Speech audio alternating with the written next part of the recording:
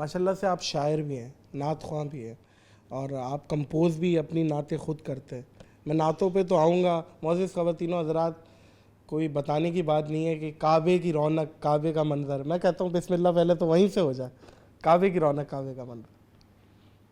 کعبے کی رونق، کعبے کا منظر، اللہ اکبر، اللہ اکبر، واہ، اللہ اکبر، اللہ اکبر.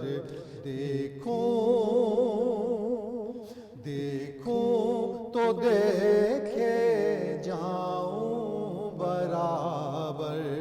اللہ اکبر، اللہ اکبر، اللہ اکبر، اللہ اکبر.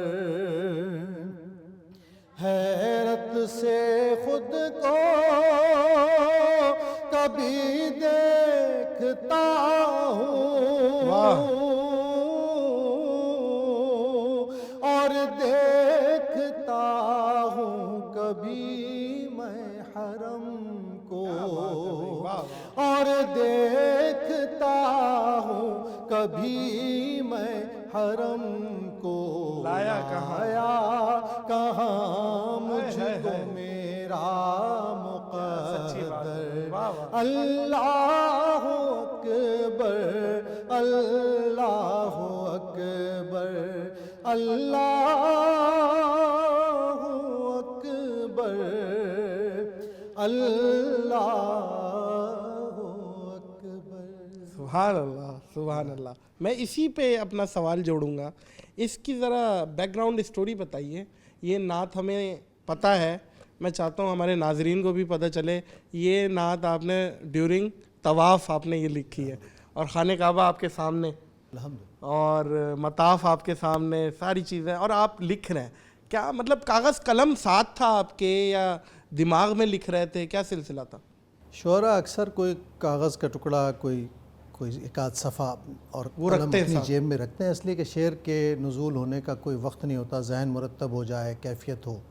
آج کل تو بلکہ موبائل بھی ہے، واٹس ایپ پہ آپ ٹھک کر کے سیو کر لیں. جی ہاں، کئی طریقے ہیں، لیکن بہرحال ہم لوگوں کے لیے، جیسے ایج گروپ کے ہم لوگ تھے، ہمارے لیے آسان تھا، کیونکہ بار بار لکھنا، کاٹنا، لفظ کا محل تبدیل کرنا تاکہ کیفیت میں اضافہ ہو. تو میں شعر کہتا ہوں بہت کافی عرصے کے بعد، بہت زیادہ شعر نہیں کہتا، کم کم کہتا ہوں. اس دن میں گیا تو میرے دل میں آیا کہ اللہ سے دعا کروں کہ اللہ مجھے بہت دن ہو گئے شعر کہے ہوئے، کچھ عطا فرما دے. اور یہ تیسرا چکر تھا اور میں ملتظم کے سامنے تھا. میں نے دعا کی، مولا مجھے شعر کہے ہوئے بہت دیر ہو گئی، عطا فرما دیجئے کچھ. اور طواف شروع کیا، چوتھا چکر. تو یہ مصرع آ گیا، کعبے کی رونق، کعبے کا منظر، اللہ اکبر، اللہ اکبر. اب اس میں جو اللہ اکبر کی تکرار تھی، اس نے گرپ کر لیا مجھے. دوسرا میرے ذہن میں ہمیشہ سے ایک بات رہتی تھی کہ جب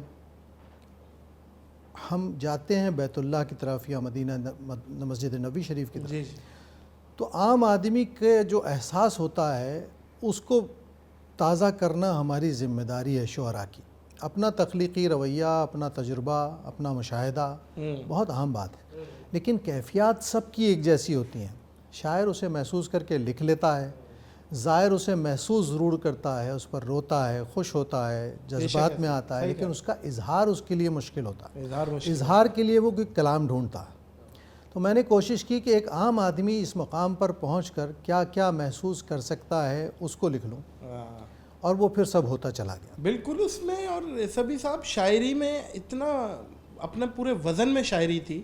آپ نے صفا مروہ بھی دیکھا، اور دیکھا رواں ایک سروں کا سمندر. میں نے کوشش کی کہ پورا اس میں عمرہ آ جائے، طواف آ جائے. کعبے کے اوپر سے جاتے نہیں ہیں، کس کو ادب یہ سکھاتے نہیں ہیں، کتنے مؤدب ہیں یہ کبوتر.